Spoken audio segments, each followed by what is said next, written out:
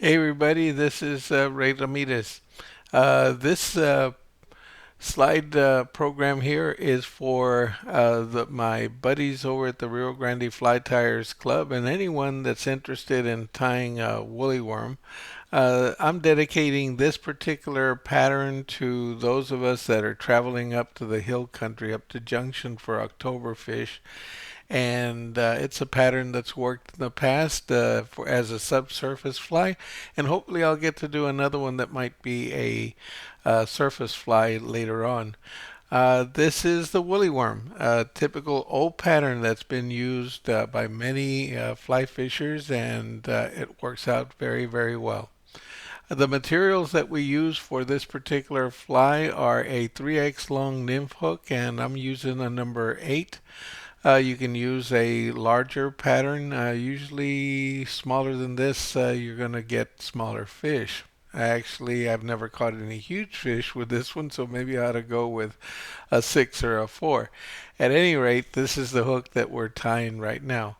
I'm using 80 denier thread, a tan color. Most of us fish with fish for saltwater fish, so I know you've either got 140 or 210. 140 will work, but you'll have to do fewer wraps.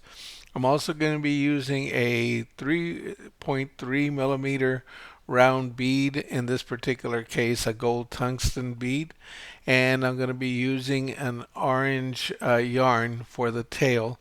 You can use red, it'll work just fine. This is the yarn that I have, and I use it to make yarn flies for my casting classes.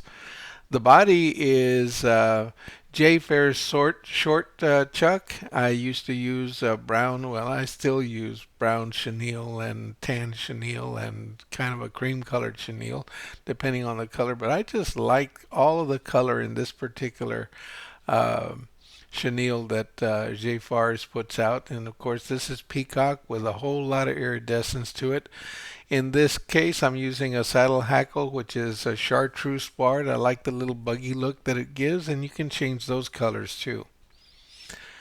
When you add a bead, make certain that you understand that a bead has got two diameter openings, and you're going to be placing the smaller diameter in the hook first.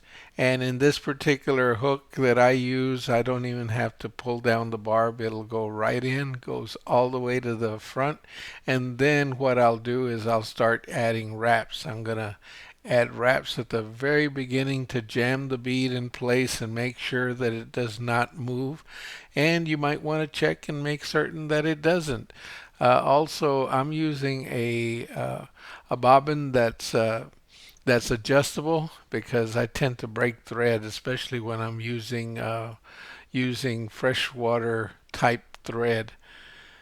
After that, I'm going to create a tail, and you notice how I'm putting the tail here. I take about a 3/4 inch piece of yarn and I put it above the hook, and then I double the yarn and then tie it into place with enough wraps to kind of cover the yarn. And then I trim the excess just so that it will be even. You're going to wind up trimming it again later on when we finish the fly.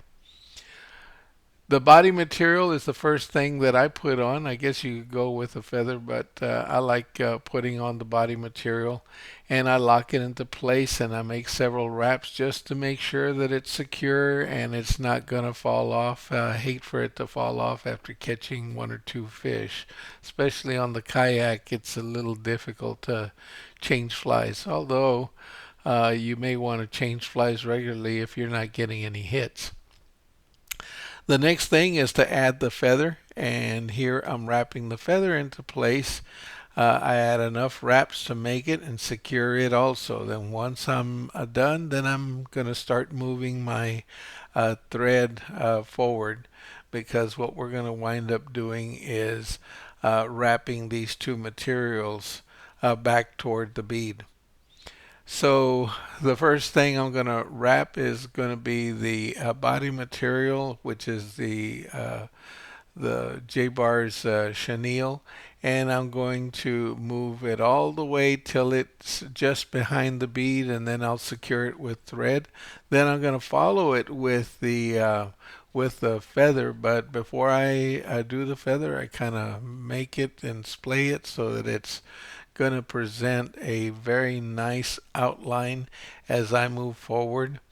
And then once I'm right there behind the bead, I'm going to trim that feather off, put a few wraps, and make certain that I've got some thread that's going to hold both the chenille and the feather in place. Put a few more wraps and then trim it.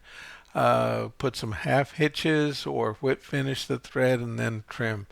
And then you basically almost at that point got the fly, but you're going to do a few more things. One of them is to brush the tail. Remember we had that yarn. Well, you want to make it kind of look bushy, and what I use is I use a small little brush to unravel the yarn, and then what I'll do after that, I'm going to trim the tail, and just so that I can have a gauge, I make the length of the tail about the size of the hook gap. So if you look at the tail there, you're going to see that it's about the length of a hook gap, and that can be just eyeballed. You know exact measurement or anything like that.